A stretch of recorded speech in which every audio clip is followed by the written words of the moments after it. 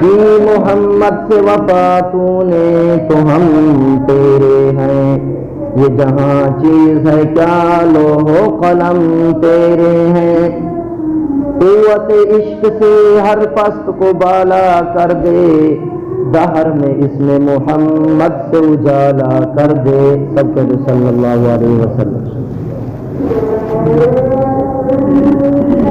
میرے محترم دوستو، آدمی کی حقیقی کامیابی یہی ہے کہ آدمی اللہ تعالیٰ کے دین پر کامل طریقے سے اس کی پابندی کرے، اللہ تعالیٰ کے احکامات کو مضبوطی سے پکڑے، آپ صلی اللہ علیہ وسلم کی اسوہ حسنہ کو مضبوطی سے پکڑے، دنیا میں بھی کامیابی اور آخرت میں بھی کامیابی۔ ہمارے پاک پیغمبر صلی اللہ علیہ وسلم، آپ کو معلوم ہے ابتدا میں کانت رؤیا صالحہ، آپ صلی اللہ علیہ وسلم کو سچے خواب آتے تھے، جو بھی خواب آتا صبح کی اس کی تعبیر، صبح میں اس کی تعبیر ایسے ہوتی ہے کانا فلق الصبح، جس طریقے سے رات کے بعد صبح کا آنا یقینی، ایسے میرے محبوب صلی اللہ علیہ وسلم کے خواب کی تعبیر بھی یقینی اور سچی ہے۔ اللہ تعالیٰ کے جتنے بھی نبی ہیں، حضرت آدم علیہ السلام سے لے کر ہمارے آخری پیغمبر حضرت محمد مصطفیٰ احمد مجتبیٰ صلی اللہ علیہ وسلم، تمام کے خواب وہی ہوتے ہیں۔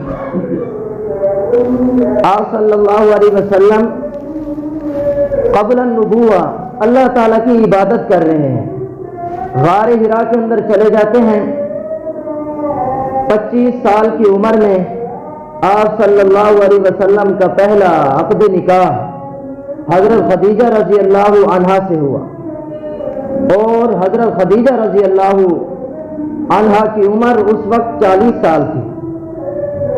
اس سے پہلے حضرت خدیجہ رضی اللہ تعالی عنہ کے 2 نکاح پہلے ہو چکے تھے، ایک نکاح عتیق سے ہوا زمانہ جاہلیت میں، اس سے ایک بیٹا اور ایک بیٹی پیدا ہوئی، پھر عتیق کا انتقال ہو گیا، پھر اس کے بعد حضرت خدیجہ رضی اللہ تعالی عنہ نے دوسرا نکاح ابو حالہ سے کیا۔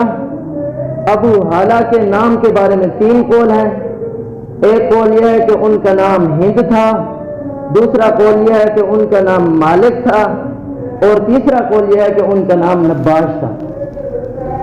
اس سے اللہ تعالیٰ نے 2 بیٹے عطا فرمائے، ایک کا نام ہند ہے اور دوسرے کا نام حالہ ہے، اور اسی حالہ کی کنیت سے حضرت حالہ کو ابو حالہ کہا جاتا ہے۔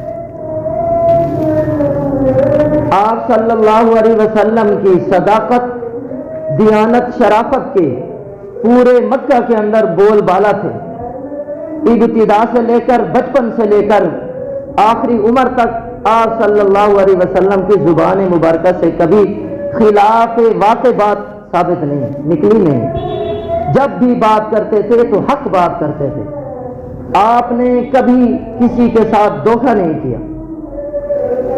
آپ صلی اللہ علیہ وسلم حضرت خدیجہ رضی اللہ عنہا کا مال لے کر ملک شام تجارت کی غرض سے جاتے ہیں، اور اللہ تعالیٰ نے 2 گنا نفع عطا فرمایا، اور حضرت خدیجہ رضی اللہ عنہا نے اپنے غلام میسرہ کو ساتھ بھیجا کہ اس آدمی کے جس کے شہرے پورے مکہ مکرمہ میں موجود ہیں، ہر آدمی اس کو پیار و محبت کی نگاہ سے دیکھتا ہے، تم نے سفر کے اندر اس کی پوری نگرانی کرنی ہے اور اس کے حال و احوال کو ضبط کرنا ہے اور آ کر مجھے بتانا ہے۔ میسرہ جب سفر سے واپسی ہوئی تو اللہ تعالیٰ نے دگنا نفع عطا فرمایا، کیونکہ آپ صلی اللہ علیہ وسلم نے خیانت نہیں کی، دھوکہ نہیں کیا، جتنا جتنا جیسے جیسے منافع ہوا صاف صاف آپ صلی اللہ علیہ وسلم نے آ کر بتا دیا۔ میسرہ نے سارے واقعات بیان کیے، راہبوں کی باتیں نقل کی کہ آپ صلی اللہ علیہ وسلم سفر میں جب دھوپ آتی ہے تو بادل آ جاتے تھے، آپ صلی اللہ علیہ وسلم پر سایہ کرتے تھے۔ موقع پر آپ صلی اللہ علیہ وسلم اپنی سواری باندھنے میں آپ کو کچھ تاخیر ہوئی تو جو لوگ قافلے کے ساتھ ساتھ تھے انہوں نے جا کر ایک درخت کے نیچے سایہ میں بیٹھ گئے۔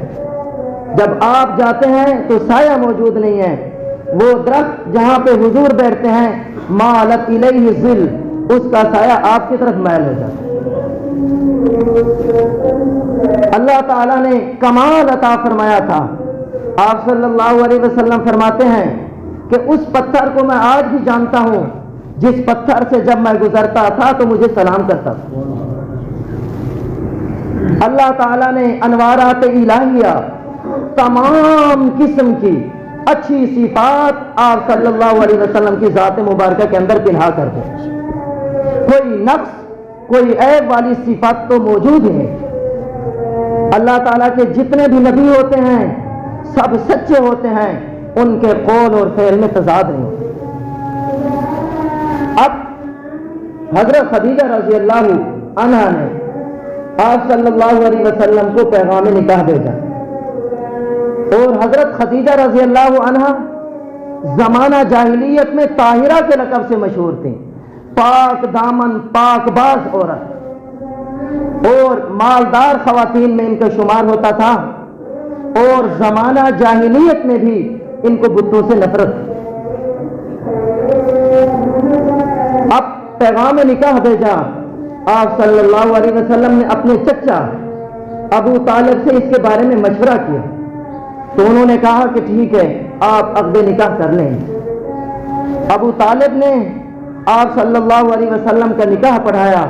اس طرح 40 سال کی عمر میں پہلی زوجہ مطہرہ حضرت خدیجہ رضی اللہ عنہا آپ کے فراش میں آئی۔ اب آپ صلی اللہ علیہ وسلم قبل النبوہ غار حرا کے اندر توشہ لے کر چلے جاتے تھے، 1 ہفتے تک، ایک روایت کے مطابق 2 ہفتے تک جیسا مناسب ہوتا غار حرا کے اندر اللہ تعالیٰ کی عبادت کرتے تھے۔ اب یہاں پر بعض لوگ یہ پوچھتے ہیں کہ مکہ مکرمہ کے اندر پہاڑوں کے اندر کافی ساری غاریں موجود تھیں، تو آپ صلی اللہ علیہ وسلم نے غار حرا کا انتخاب کیوں کیا؟ تو غار حرا کا اس وجہ سے انتخاب کیا کہ غار حرا کے عین میں بیت اللہ سامنے تھا، تو آپ صلی اللہ علیہ وسلم جب اللہ تعالیٰ کی عبادت کرتے تو بیت اللہ سامنے ہوتا تھا، اس وجہ سے آپ نے غار حرا کا انتخاب کیا۔ آپ صلی اللہ علیہ وسلم غار حرا کے اندر اللہ تعالیٰ کی عبادت کر رہے ہیں۔ اب کس نبی کی شریعت کے مطابق عبادت کرتے تھے؟ تو ملا علی قاری رحمۃ اللہ علیہ فرماتے ہیں کسی نبی کی شریعت کے تابع ہو کر آپ صلی اللہ علیہ وسلم عبادت نہیں کرتے تھے، بلکہ من جانب اللہ، اللہ تعالیٰ کی جانب سے طریقہ عبادت کا طریقہ آپ صلی اللہ علیہ وسلم کو بتلا دیا جاتا تھا، آپ صلی اللہ علیہ وسلم اسی طریقے کے مطابق اللہ کی عبادت کرتے۔ ایک مرتبہ خواب کے اندر، ایک مرتبہ غار حرا کے اندر موجود ہیں حضرت خدیجہ رضی اللہ عنہا، کھانا لے کر آ رہی ہیں، سالن لے کر آ رہی ہیں، اور یہ واقعہ نبوت کے بعد کا ہے۔ تو فوراً حضرت جبریل علیہ السلام آپ کے پاس آتے ہیں اور آ کر عرض کرتے ہیں، اے اللہ کے نبی صلی اللہ علیہ وسلم، آپ کے پاس حضرت خدیجہ رضی اللہ عنہا کھانا لے کر آ رہی ہیں، جب وہ آپ کے پاس آئیں تو ان کو یہ کہہ دینا کہ اللہ تعالیٰ تمہیں سلام بھیج رہے، اور میری طرف سے بھی سلام پیش کر دینا حضرت خدیجہ رضی اللہ عنہا۔ دنیا کے اندر 2 آدمی ایسے ہیں جن کو اللہ تعالیٰ کی جانب سے سلام آیا نبی کے علاوہ، ایک حضرت خدیجہ رضی اللہ عنہا، دوسرے حضرت ابوبکر صدیق رضی اللہ تعالیٰ۔ آپ صلی اللہ علیہ وسلم غار حرا کے اندر اللہ تعالیٰ کی عبادت کر رہے تھے کہ اچانک اذ جاءہ الحق، کہ آپ صلی اللہ علیہ وسلم کے پاس حق آیا۔ حق سے مراد وہی حضرت جبریل علیہ السلام لے کر آئے، اور ریشم کے کپڑے پر جنت سے وہ کپڑا لایا گیا تھا، اس کے اوپر سورۃ العلق کی ابتدائی آیات لکھی ہوئی، اور وہ ٹکڑا آگے کیا اور کہنے لگے اے اللہ کے رسول صلی اللہ علیہ وسلم اقرا، ان کو دیکھ کر پڑھی۔ تو آپ کو معلوم ہے کہ اللہ کے نبی صلی اللہ علیہ وسلم امی تھے۔ اللہ تعالیٰ نے اپنے نبی صلی اللہ علیہ وسلم کا دنیا میں کسی آدمی کو استاد نہیں بنایا۔ کیوں؟ اس وجہ سے استاد کا رتبہ شاگرد سے زیادہ ہو، اور اللہ کے نبی تمام لوگوں سے افضل اور اعلیٰ ہے۔ اس وجہ سے کسی فرد سے اللہ تعالیٰ اپنے نبی کی تربیت نہیں کرواتے، تاکہ کل کو تو یہ انگلی نہ اٹھا سکے اس نے ہم سے تربیت حاصل کی، آج یہ ہماری باتیں نقل کر رہا ہے۔ آپ صلی اللہ علیہ وسلم امی ہیں، اور آ کر حضرت جبریل کہتے ہیں اقرا، پڑھیے۔ آپ صلی اللہ علیہ وسلم نے ارشاد فرمایا ما انا بقاری، میں پڑھا ہوا نہیں، علم حاصل نہیں کیا۔ روایت کے مطابق آپ صلی اللہ علیہ وسلم نے فرمایا فاخذنی، حضرت جبریل علیہ السلام نے مجھے پکڑا، فغطنی، زور سے مجھے دبایا، اتنا زور سے دبایا، اتنا زور سے دبایا، حتی بلغ منی الجہد، حتیٰ کہ میری برداشت، قوت برداشت جواب دینے لگی۔ اتنا زور سے دبایا۔ اتنا زور سے کیوں دبا رہے ہیں؟ تاکہ ابھی سے آپ کے اندر تحمل پیدا ہو جائے، کیونکہ آگے آپ کے لوگ دشمن بننے والے ہیں، کفار کی جانب سے آپ کی تکذیب ہوگی، اور نعوذ باللہ آپ کو کیا سے کیا نہیں کہا جائے گا، کاہن تک کے الفاظ کہے گئے، حتیٰ کہ آپ کا سب سے محبوب شہر مکہ سے بھی آپ کو نکال دیا جائے۔ تو اس کے لیے ابھی سے آپ کے اندر تحمل پیدا ہو جائے۔ پہلی مرتبہ دبایا، پھر دوسری مرتبہ آپ نے یہی جواب دیا، دوسری مرتبہ زور سے دبایا، تیسری مرتبہ زور سے دبایا، پھر چھوڑا، تو آپ صلی اللہ علیہ وسلم نے اللہ کے نام سے پڑھنا شروع کر دیا، اقرأ بسم ربک الذی خلق، خلق الانسان من علق، اقرأ وربک الاکرم۔ اقرأ، پڑھیے اے نبی صلی اللہ علیہ وسلم، بسم ربک، اپنے پروردگار کے نام کے ساتھ، الذی خلق، جس نے پیدا کیا، خلق الانسان من علق، جس نے تمام انسانوں کو ایک جمے ہوئے خون سے پیدا کیا۔ اقرأ وربک الاکرم، اے محمد صلی اللہ علیہ وسلم پڑھیے، وربک، آپ کا پروردگار معزز و مکرم۔ اب پہلی مرتبہ یہ واقعہ پیش آیا آپ صلی اللہ علیہ وسلم کے ساتھ۔ آپ صلی اللہ علیہ وسلم جیسے حضرت جبرائیل تشریف لے گئے تو آپ صلی اللہ علیہ وسلم سیدھے حضرت خدیجہ رضی اللہ عنہا کے پاس پہنچے، اپنے گھر میں لوٹے، اور آ کر کہا، آپ صلی اللہ علیہ وسلم پسینے سے شرابور تھے، پسینہ پیشانی سے ٹپک رہا تھا۔ حضرت عائشہ صدیقہ رضی اللہ عنہا فرماتی ہیں کہ وہی اتنی ثقیل ہوتی تھی، حتیٰ کہ سخت سردی کے ایام میں آپ صلی اللہ علیہ وسلم سے جب وہی مبارک ختم ہوتی تو آپ صلی اللہ علیہ وسلم کی پیشانی مبارک سے سینہ پسینہ بارش کی طرح ٹپک رہا ہوتا، وہی اتنی ثقیل ہے۔ انا سنلقی علیک قولا ثقیلا، اللہ تعالیٰ نے جب پہاڑوں کو کہا تو پہاڑوں نے انکار کر دیا کہ ہم آپ کے کلام کے تحمل نہیں کر سکتے۔ آپ صلی اللہ علیہ وسلم حضرت خدیجہ رضی اللہ عنہا کے پاس پہنچتے ہیں اور کہا کہ زملونی، مجھے چادر اوڑھا دو۔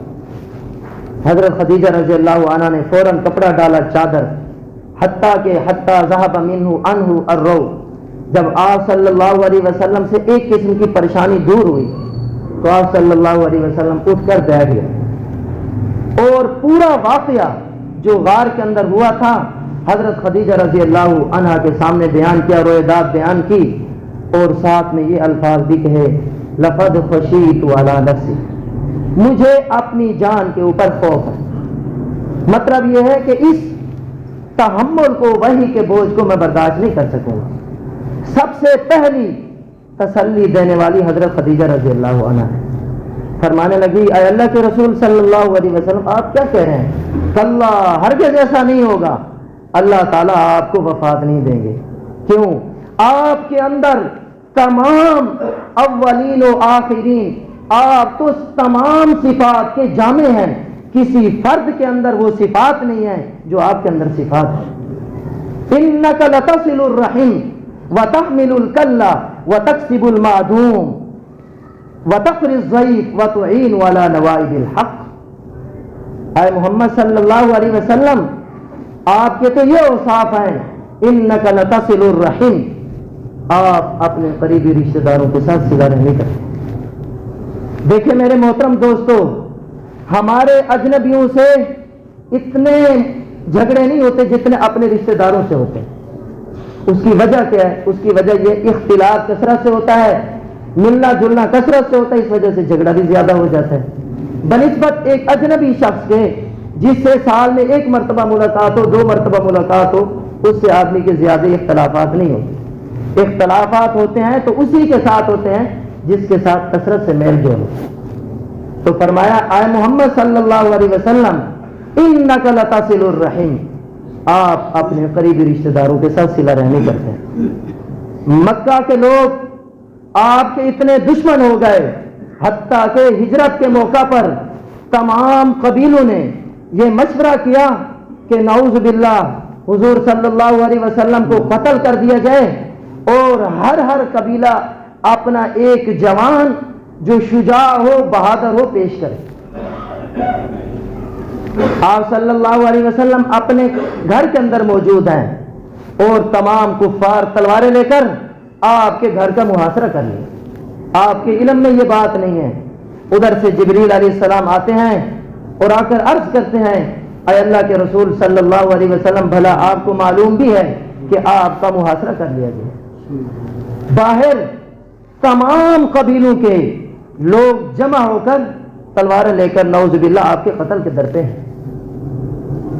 अब अल्लाह की जानिब से हुक्म यह है, आप हिजरत करके मदीना मुनव्वरा चले। दुश्मन बावजूद इस बात के कि आपके दुश्मन थे मक्का के, लेकिन आप को सादिक और अमीन सबसे ज्यादा समझते थे, हत्ता के अमानतें भी आपके पास रखवाते थे। उस जमाने में अगर किसी के पास कोई नकदी रकम रखवाई जाती है या कोई और चीज रखवाई जाती थी, वो उसको हड़प कर जाता था। लेकिन अल्लाह के नबी सल्लल्लाहु अलैहि वसल्लम सादिक और अमीन थे, बावजूद इस बात के कि मक्का के लोगों को अगर दुश्मनी थी तो आपकी जात से नहीं थी, बल्कि इस वजह से थी कि आप अहद का नारा क्यों लगाते, ये हमारे बुतों के खिलाफ।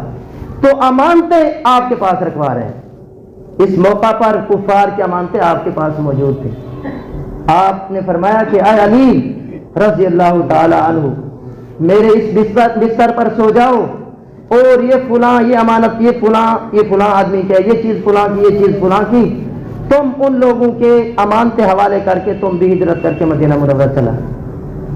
और साथ में यह भी कह दिया, आए अली रज़ी अल्लाह ताला अन्हु, कोई काफिर आपको जरा बराबर भी तकलीफ नहीं पहुंचा सकता। हजरत अली रज़ी अल्लाह, देखें इस सूरत में अगर कोई दुश्मन आपके सामने छुरी लेकर खड़ा हुआ है, चाकू लेकर खड़ा हुआ है, तलवार, या आपके घर का मुहासरा क्या हुआ, उस वक्त आदमी का खून खुश्क हो जाता है। लेकिन जब अल्लाह के नबी हजरत मोहम्मद सल्लल्लाहु अलैहि वसल्लम ने हजरत अली को यह बात कही, हजरत अली बगैर किसी फिक्र के सो गए। कहने लगे, अब हुजूर ने यह फरमा दिया, अब मुझे कोई काफिर तकलीफ नहीं पहुंचा सकता। सुकून के साथ सो गए। कौन? हजरत अली रज़ी अल्लाह ताला अन्हु। कहने का मकसद यह है कि दुश्मन थे लेकिन अमानतें आपके पास रखवाते थे। तो आप सल्लल्लाहु अलैहि वसल्लम अब इस हालत में इतनी दुश्मनी कत्ल के ऊपर तुले हुए हैं, लेकिन जब आप सल्लल्लाहु अलैहि वसल्लम मदीना के अंदर चले जाते हैं, उधर से यमामा का सरदार सुमामा बिन उसाल जब मक्का मुकरमा के लोगों का बैकाट कर देता है, वहां से जाओ भी आ रहे थे, वहां से काफी सारी चीजें उधर उस मुल्क से आ रही थी, उसने बैकाट कर दिया। अब मक्का मुकरमा वाले यही लोग आपको खत लिखते हैं। आए नबी सल्लल्लाहु अलैहि वसल्लम तो उस वक्त तस्लीम नहीं करते थे, कहते थे कि आए मोहम्मद, हम सल्लल्लाहु अलैहि वसल्लम हम जानते हैं आप सबसे ज्यादा सिला रहमी करने वाले, आप खत लिखिए सुमामा को कि हमारे पास हमारा बैकाट खत्म कर दे। देखें आप सल्लल्लाहु अलैहि वसल्लम के कमाल अखलाक, फौरन खत लिखा, आए सुमामा, जैसे पहली चीजें भेज रहे थे आप भी दोबारा भेजना शुरू कर दें। फतेह मक्का के मौका पर جب آپ صلی اللہ علیہ وسلم مکہ مکرمہ کے اندر داخل ہوتے ہیں، سورۃ الفتح اور سورۃ النصر کی آپ صلی اللہ علیہ وسلم تلاوت فرما رہے ہیں، اور انتہائی عاجزی اور انکساری کے ساتھ آپ کا سر مبارک اونٹ کی کوہان کے ساتھ لگ رہے ہیں۔ مکہ کے لوگ سامے ہوئے ہیں، ڈرے ہوئے ہیں، آج ہماری خیر نہیں ہے، ہم نے کیا سے کیا حضور کو تکلیفیں نہیں پہنچائی، ہم تو ہجرت کے موقع پر قتل کے در پہ تھے، ہم نے حضرت بلال کو اتنی تکلیفیں دی، ہم نے حضرت صہیب کو اتنی تکلیفیں دی ہیں، آج ہماری خیر نہیں ہے۔ لیکن آپ صلی اللہ علیہ وسلم کی کمال شفقت، کمال رحمت، آپ صلی اللہ علیہ وسلم نے فرمایا کہ اے مکہ والے، لا تثریب علیکم اليوم، آج تمہارے اوپر کوئی ملامت نہیں، آج میں تمہارے ساتھ وہی معاملہ کرتا ہوں جو حضرت یوسف علیہ السلام نے اپنے بھائیوں کے ساتھ کیا، آج سب کا تمہاری خطاؤں کو معاف فرما دیا، اور یہ اعلان فرما دیا کہ جو حضرت ابو سفیان رضی اللہ تعالی عنہ کے گھر میں داخل ہو جائے اس کو بھی امن ہے، جو اپنے گھر کا دروازہ بند کر لے اس کو بھی امن ہے، جو بیت اللہ کے اندر داخل ہو جائے اس کو بھی امن ہے، جو ہتھیار ڈال دے اس کو بھی امن ہے۔ یہ میرے محترم دوستو، انک لتصل الرحم، آپ صلی اللہ علیہ وسلم سب سے زیادہ کیا کرنے والے تھے؟ صلہ رحمی کرنے والے تھے۔ یہ پہلی صفت بیان کی ہے حضرت خدیجہ رضی اللہ عنہا نے آپ کی۔ اس سے یہ بات ثابت ہوئی کہ آیات یہ تو حضور صلی اللہ علیہ وسلم کی ان کے چہرے کے سامنے تعریف ہے، اور چہرے کے سامنے تو ایک حدیث کے مطابق جو تعریف کر رہا ہے تو اس کے منہ میں مٹی ڈال دو، تو اس کا جواب یہ ہے کہ جو تعریف کر رہا ہے اگر وہ تعریف حق ہو تو اس میں کوئی حرج نہیں ہوتی۔ جیسے حضرت خدیجہ رضی اللہ عنہا نے آپ کی تعریف کی، آپ کی تعریف بالکل حق تھی۔ ہاں وہ تعریف جائز نہیں ہے جو مفضی الی الباطل ہو، ایک ظالم آدمی ہے لوگوں کے اوپر ظلم کر رہا ہے، اس کو یہ کہہ رہے ہیں آپ تو بہت اچھے آدمی ہیں، آپ تو بڑے رحم دل ہیں، اس کو یہ کہہ رہے ہیں تو یہ تعریف یہ جائز نہیں ہے، یہ مفضی الی الباطل ہے۔ انک لتصل الرحم، اے محمد صلی اللہ علیہ وسلم آپ اپنے رشتہ داروں کے ساتھ صلہ رحمی کرتے ہیں۔ میرے محترم دوستو، آج ہم تھوڑی سی بات کے اوپر اپنے رشتہ داروں سے کٹ جاتے ہیں۔ بیٹے کی باپ کے ساتھ جھگڑا ہے، بیٹے کا ماں کے ساتھ جھگڑا ہے، بیٹے کا چچا کے ساتھ جھگڑا ہے، چچا کا بھتیجے کے ساتھ جھگڑا ہے۔ یہ اسلامی تعلیمات نہیں ہے۔ میرے محترم دوستو، محبت اللہ کی رضا کے لیے، بغض بھی اللہ کی رضا کے لیے۔ فرمایا کہ یہ تو مسلمان کی شان نہیں ہے کہ وہ کسی مسلمان سے 3 دن سے زیادہ قطع تعلقی کرے۔ ہم حضور صلی اللہ علیہ وسلم کی شریعت مطہرہ کو سامنے رکھیں، اپنے قول کو، اپنے فعل کو حضور صلی اللہ علیہ وسلم کی سنت کے مطابق لائیں۔ انشاءاللہ دنیا بھی ہماری کامیاب، دنیا میں بھی ہم کامیاب ہو جائیں گے۔